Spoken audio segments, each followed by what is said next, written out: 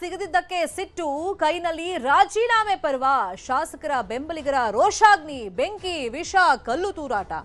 ಶಾಸಕರಿಗೆ ಸಿಎಂ ಪಾಠ ಏನು? ಯಾವ ಶಾಸಕಿಗೆ ಕೊಟ್ಟರೂ ಅಸಮಾಧಾನ. ಇದು ಬಂಡಾಯದ ಬಾವುಟದ ಸ್ಟೋರಿ.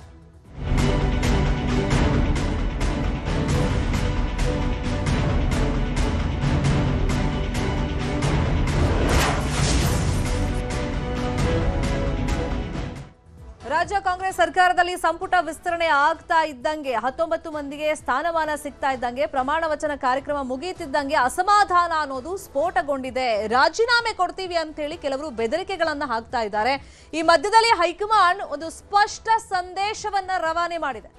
ಯಾರೇ ಶಾಸಕರ ರಾಜೀನಾಮೆ ಕೊಟ್ಟರು ಅದನ್ನ ಅಂಗೀಕಾರ ಮಾಡಿ, ಮುಲಾಜು ನೋಡಬೇಡಿ, ರಾಜೀನಾಮೆ ಕೊಟ್ರೆ ಅದನ್ನ ಅಂಗೀಕಾರ ಮಾಡಿ ಅಂತ ಹೇಳಿ ಹೈಕಮಾಂಡ್ ನಿಂದ ಸಿಎಂಗೆ ಸ್ಪಷ್ಟವಾಗಿ ಸಂದೇಶ ಬಂದಿದೆ.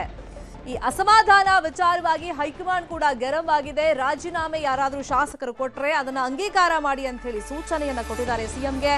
ಸಿಟ್ಟಿಗೆದ್ದ ಶಾಸಕರಿಗೆ ಹೈಕಮಾಂಡ್ ಖಡಕ್ ಆಗಿ ಸಂದೇಶವನ್ನ ರವಾನೆ ಮಾಡಿದೆ. ಇಲ್ಲಿ ಸಿಎಂ ಮಾತ್ರ ನಿರ್ಧಾರ ಮಾಡಿರೋದಲ್ಲ, ಹೈಕಮಾಂಡ್ ಒಪ್ಪಿಗೆಯಿಂದ ಸಂಪುಟ ರಚನೆಯಾಗಿದೆ. ಕೇವಲ ಇದಕ್ಕೆ ಮುಖ್ಯಮಂತ್ರಿ ಮಾತ್ರ ಹೊಣೆಗಾರಿಕೆ ಅಲ್ಲ. ಒಂದ್ ವೇಳೆ ರಾಜೀನಾಮೆ ಕೊಟ್ರೆ, ಬಾಯಿಗೆ ಬಂದಂಗೆ ಮಾತಾಡಿದ್ರೆ ಅದು ಪಕ್ಷ ವಿರೋಧಿ ನಡೆ ಆಗುತ್ತೆ ಅಂತೇಳಿ ಹೈಕಮಾಂಡ್ ಗರಂ ಆಗಿದೆ. ರಾಜೀನಾಮೆ ಕೊಟ್ರೆ ಅದನ್ನ ತಕ್ಷಣಕ್ಕೆ ಅಂಗೀಕಾರ ಮಾಡುವಂತೆನೂ ಹೈಕಮಾಂಡ್ ಡಿಕೆ ಶಿವಕುಮಾರ್ ಅವರಿಗೆ ಸೂಚನೆಯನ್ನ ಕೊಟ್ಟಿದೆ.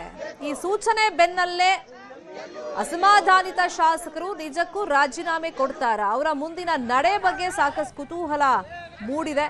ಇನ್ನೊಂದ್ ಕಡೆ ಅವರ ಬೆಂಬಲಿಗರು ರೊಚ್ಚಿಗೆದ್ದಿದ್ದಾರೆ. ತೀವ್ರ ರೀತಿಯಲ್ಲಿ ಹೋರಾಟಗಳನ್ನ ಮಾಡ್ತಾ ಇದ್ದಾರೆ. ಮುಂದೇನ ಮಾಡಬೇಕು ಅಂತ ಹೇಳಿ ಸಭೆಗಳ ಮೇಲೆ ಸಭೆಗಳನ್ನ ಮಾಡ್ತಾ ಇದ್ದಾರೆ. ಹಾಗಾಗಿ ಈಗ ಯಾರೇ ರಾಜೀನಾಮೆ ಕೊಟ್ಟರು ಮುಲಾಜಿಲ್ದೆ ಅಲ್ಲಿ ಅಕ್ಸೆಪ್ಟ್ ಮಾಡಿ ಅಂತ ಹೈಕಮಾಂಡೇ ಹೇಳಿರೋದ್ರಿಂದ ಹಿರಿಯ ಶಾಸಕರು ರಾಜೀನಾಮೆ ಕೊಡೋ ನಿರ್ಧಾರವನ್ನ ಕೈಗೊಳ್ತಾರಾ?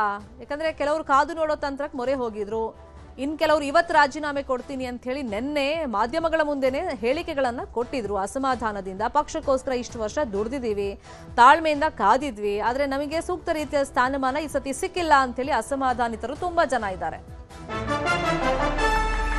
ಯಾರೇ ರಾಜೀನಾಮೆ ಕೊಟ್ಟರು ಅದರ ಅಂಗೀಕಾರ ಆಗುತ್ತೆ. ರಾಜೀನಾಮೆ ಕೊಟ್ಟ ಕೆಲ ಕ್ಷಣಗಳಲ್ಲೇ ರಾಜೀನಾಮೆ ಅಂಗೀಕಾರ ಮಾಡ್ಕೊಳ್ತೀವಿ ಅಂತ ಹೇಳಿ ಸಿಎಂ ಖಡಕ್ ಆಗಿ ಹೇಳಿಕೆಯನ್ನ ಕೊಟ್ಟಿದ್ದಾರೆ. ಒಂದ್ ಕಡೆ ಹೈಕಮಾಂಡ್ ನಿಂದ ಬಂದಂತ ಸ್ಪಷ್ಟ ಸಂದೇಶ, ಇನ್ನೊಂದ್ ಕಡೆ ತಮ್ಮ ಪಕ್ಷದ ಶಾಸಕರಿಗೆ ಸಿಎಂ ಡಿಕೆ ಶಿವಕುಮಾರ್ ಅವರು ಸ್ಪಷ್ಟ ಸಂದೇಶವನ್ನ ರವಾನೆ ಮಾಡಿದ್ದಾರೆ. ಯಾರೇ ರಾಜೀನಾಮೆ ಕೊಟ್ಟರು ಕೆಲವೇ ಕ್ಷಣಗಳಲ್ಲಿ ಅದು ಅಕ್ಸೆಪ್ಟ್ ಆಗುತ್ತೆ ಅಂತ ಹೇಳಿ ಸೂಚನೆ ಕೊಟ್ಟಿದ್ದಾರೆ.